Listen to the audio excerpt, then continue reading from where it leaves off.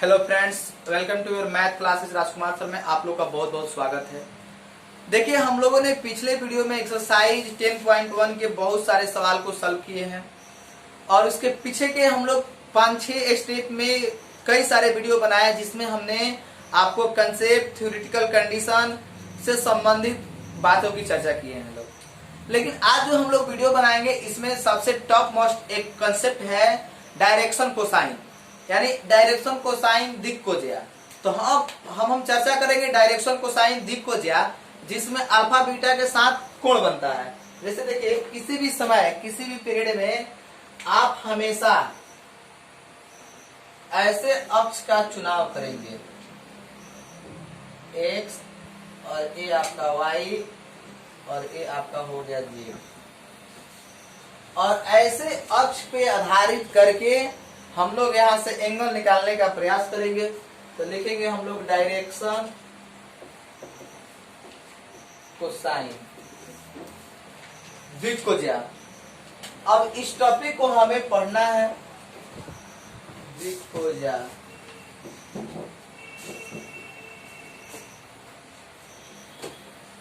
दिक् को ज्या, देखिए दिक् को ज्या जो टॉपिक है इस पे आधारित बहुत सारे सवाल आपसे बनेंगे। तो चलिए हम सबसे पहले फिगर ड्रॉ करते हैं दिक् को ज्या बनाने के लिए। देखिए यहाँ पे हमने एक्स वाई जेड 3 अक्ष लिए और तीनों अक्ष से यहाँ एंगल बनाना है। जैसे यहाँ पर हमने एक एंगल अल्फा, यहाँ पे एक एंगल बीटा और एक एंगल क्या ले लिया, हमने गामा ले लिया। देखिए अल्फा, बीटा और गामा 3 एंगल ले लिए और तीनों एंगल से हम लोग को कोण निकालना है। तो बिल्कुल सिंपल सी बात है। अब हम लोग यहाँ पे सोचेंगे कि कैसे इस काम को हम लोग करें। जैसे मान लीजिए, माना कि कोई सदिश ए, माना कि यहाँ अगर हम मानते हैं कि माना कि कोई सदिश ए, माना कि कोई सदिश ए, माना कि कोई सदिश ए एक्स कमा वाई कमा एक्स कमा वाई, एक्स कमा वाई तथा जेड अक्षों के साथ, जेड अक्षों के साथ अल्फा कामा बीटा और गामा कोण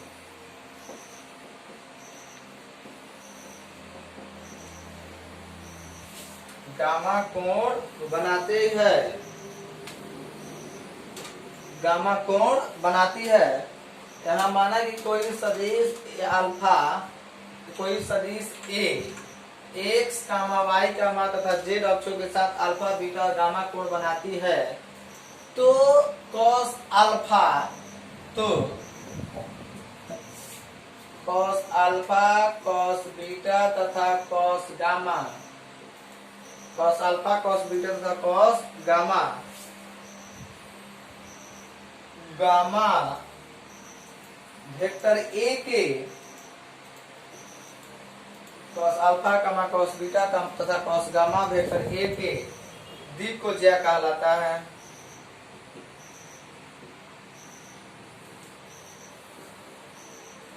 दिक् को ज्या कहलाता है। देखिए, यानी cos alpha, cos beta, cos gamma vector A के क्या कहलाता है, दिक् को ज्या कहलाता है, जिसे हम लोग एल एम एन से सूचित करते हैं। बिल्कुल आसान बात है, पहले आप इसको समझिए, उसके बाद हम एक एक करके इसको प्रूफ करने का काम करेंगे। अभी हमने देखा कि यहाँ पे एक्स वाई जेड 3 अक्ष हैं और तीनों अक्षों के साथ 3 कोण अल्फा, बीटा और गामा कोण बने हैं।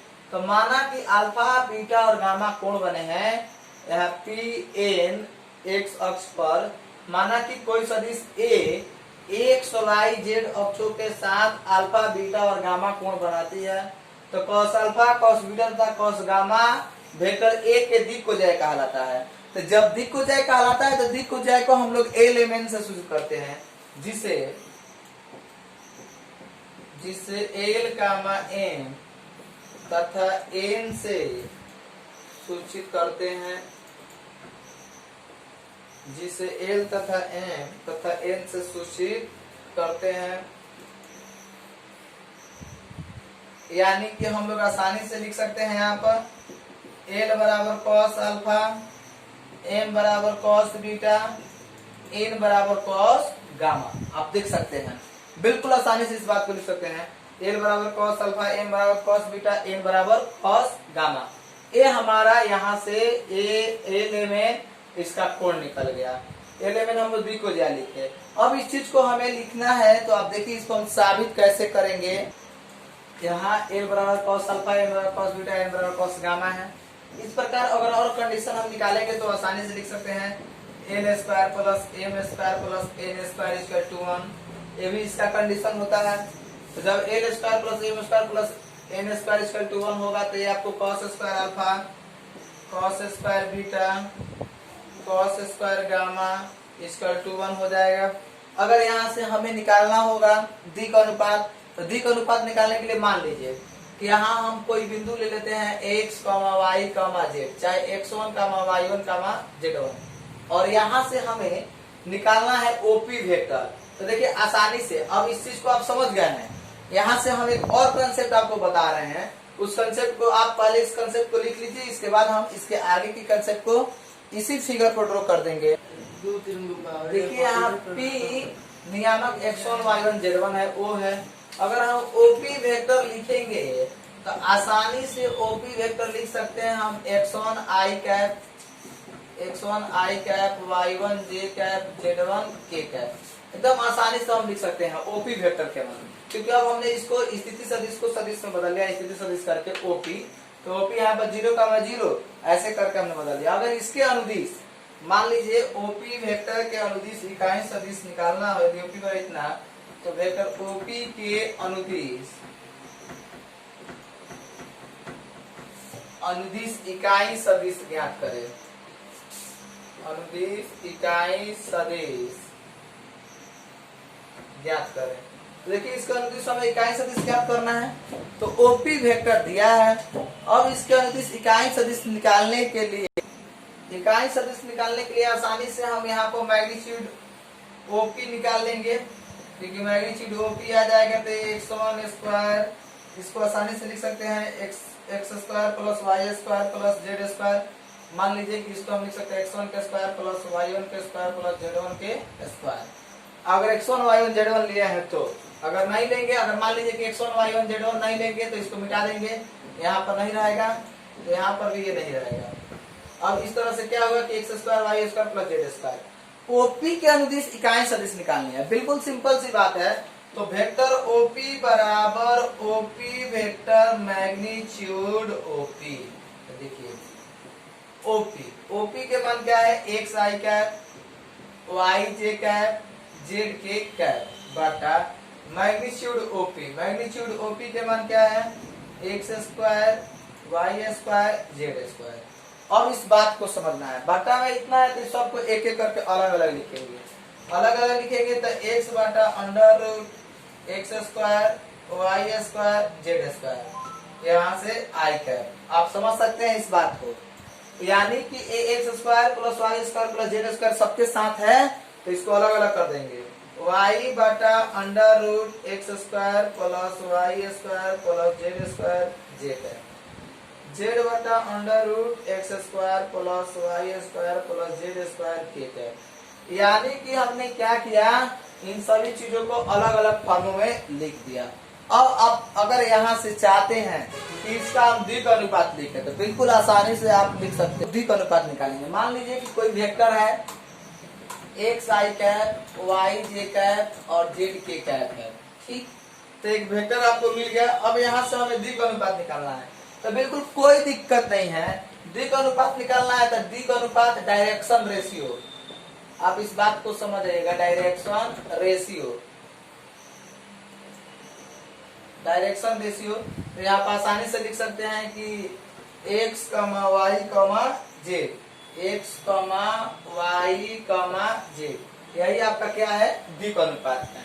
तो वेक्टर A के मान मिल गया x i cap, y j cap plus z k cap. तो द्विक अनुपात डायरेक्शन रेशियो मिला क्या, x1 y1 x, y, z, x, y, z। ये आपका क्या हुआ, द्विक अनुपात हुआ। यानी इस तरह से हम लोगों ने इस कंसेप्ट को पढ़ा। अब इसी कंसेप्ट पर आधारित आपका एक्सरसाइज 10.2 है, जिसमें बहुत सारे सवाल आपसे आसानी से बन सकते हैं। तो चलिए हम थोड़ा सा इस चीज को देखते हैं। आप इस चीज को डिनोट कर लीजिए अपने कॉपी में, तब हम चल के आपको कुछ इससे आधारित कुछ सवाल की चर्चा करेंगे।